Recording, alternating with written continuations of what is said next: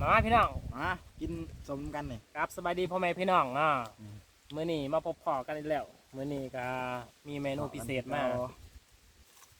ยามหนาวบ่มีสมกินมีสมมะขาวมีมุงฮงน้ำเพียงนี่มุงฮงไงมังคงมุงกรอบอันนี้ก็เป็นมันสิลองกินเบิ่งช่วงนี้มันบ่มีราคาขายก็บ่ได้มาพี่น้องโอ้เจียวพี่น้อง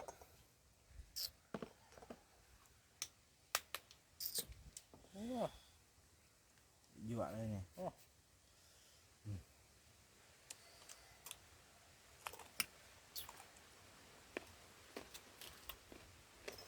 เดี๋ยวพี่น้อง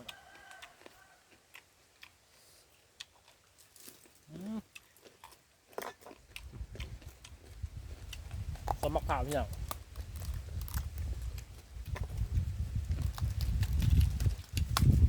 สมมะขาวอ่อน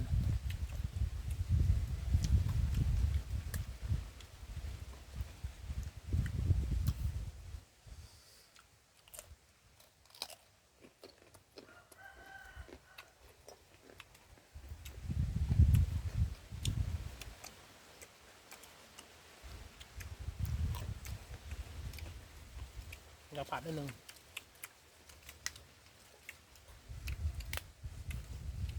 พี่น้องฮงกรอบพี่น้อง มา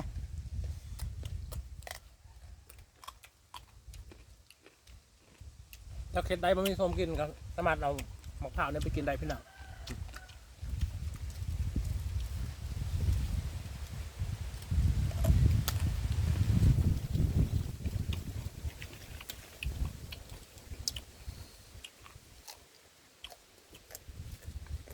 สิบอกว่าย่างไรมือกินอย่างเดียวเลยนะพี่เบิ้งมาคุง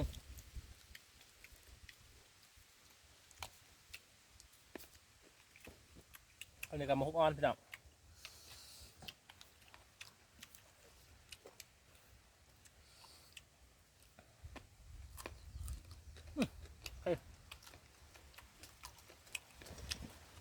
ซีมองเสียง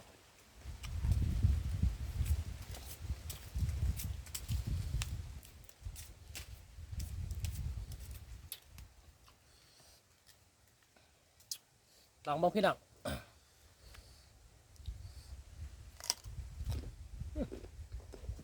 ขอกันดีพี่น้อง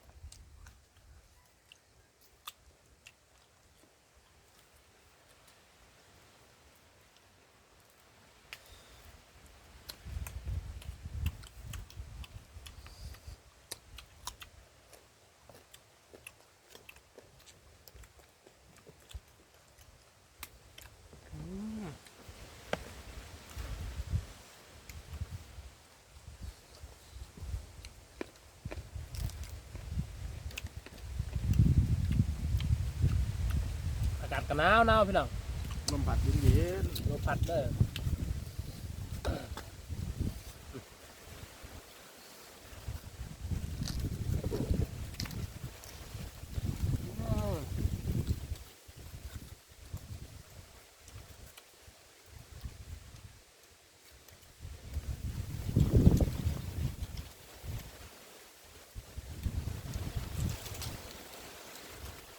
ผมเหลือจอกมาแล้ว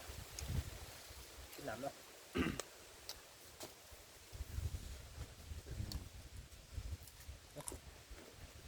ยังบ่ยังไม่บ่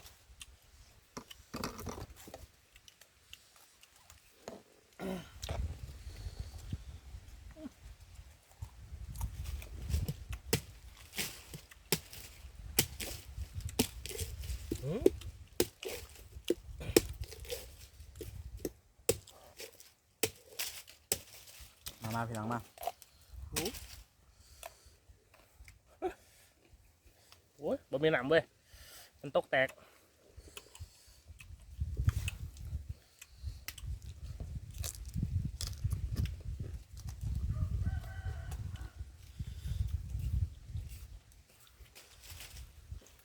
กินแบบผสมพี่น้องมังมีกับมังฮง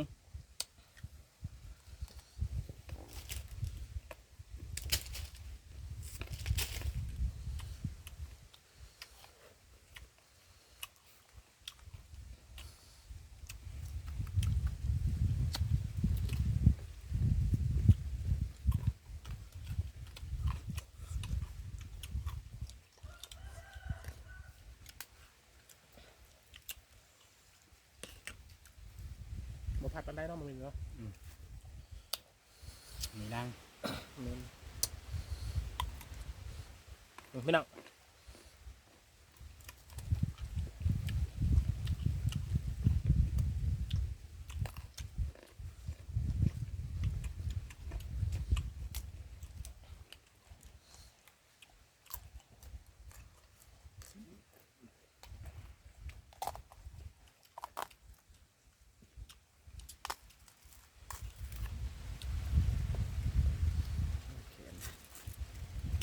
ทำงานเนาะหรือมันน้ำมาพี่น้องแซ่บเนี่ยมา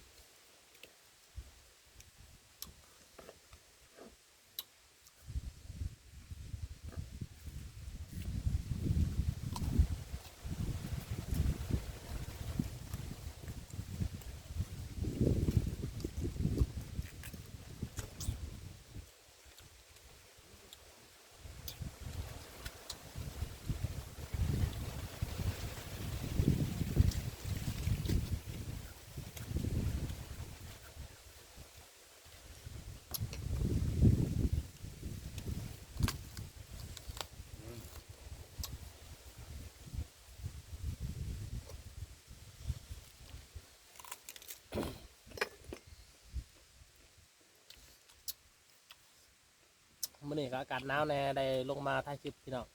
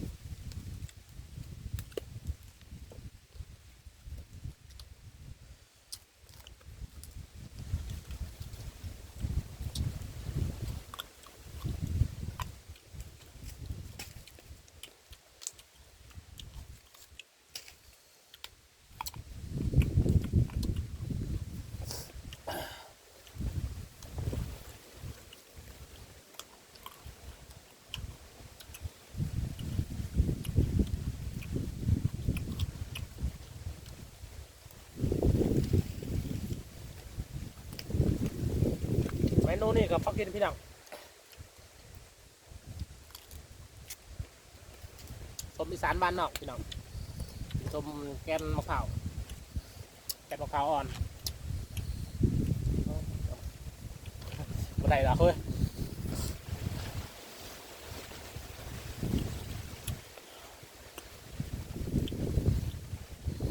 ลมกะแห้ง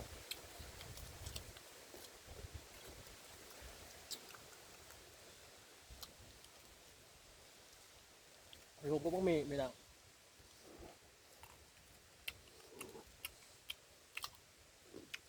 ให้พี่น้องเบิ่งบางหมี่พี่น้องบางหมี่ดกพี่น้องบ่บัดพรมผู้นี้กับดกคือกันพี่น้อง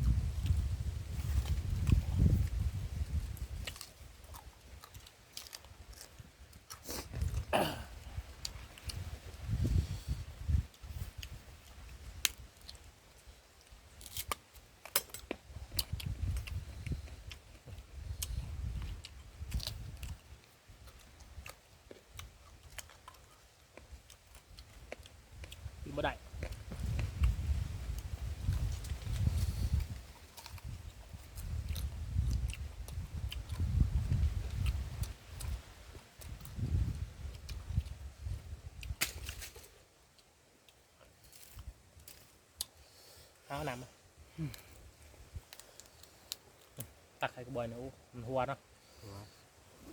อันนี้ครับ ฮะ เที่ยง ก็คิดน้ำตัวนี้แหละ ทำทาน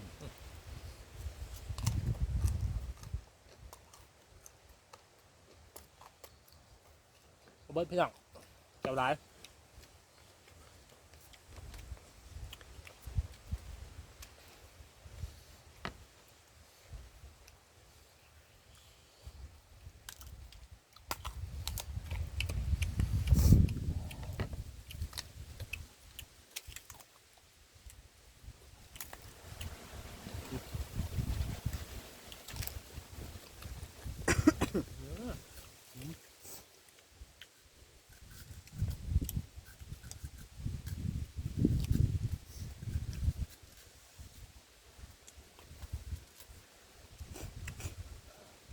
เมื่อนี้กินที่สวนกาแฟพี่น้องออกมาสวนอากาศหนาวหนาว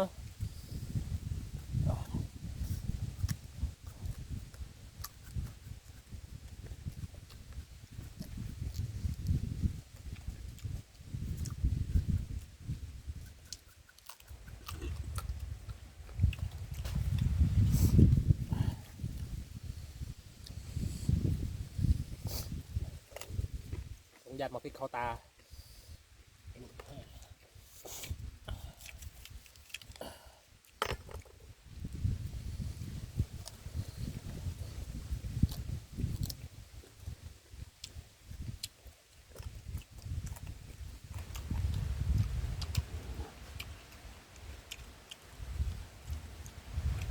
นี่พี่น้องทำมังมีหอมมังใหญ่เลย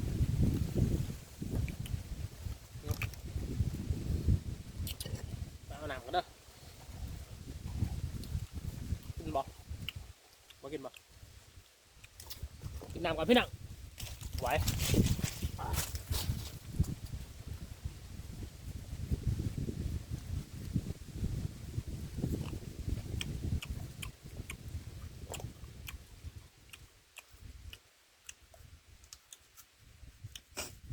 นี่หลากหลายสมเฮาโอ้ขอโทษขออภัยครับพี่น้อง มีทั้งมันมีทั้งมักนี่นะนี่มักพร้าวมีทั้งมีมะฮง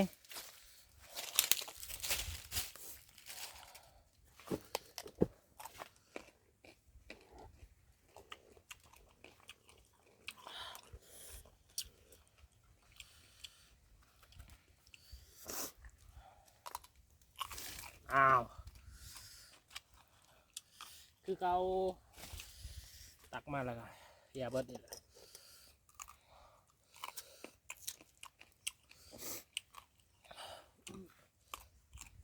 ใครเข้ามาเบิ่งแล้วก็ฝากเขาไปกดไลค์กดตามด้วยพี่น้อง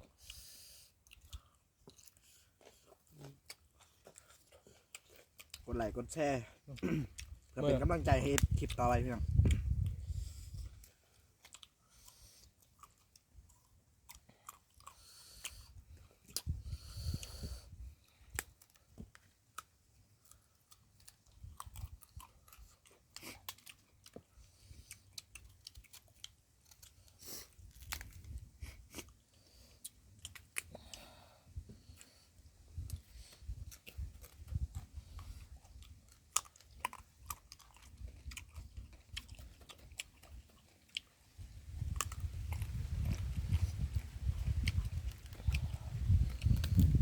เอาปะ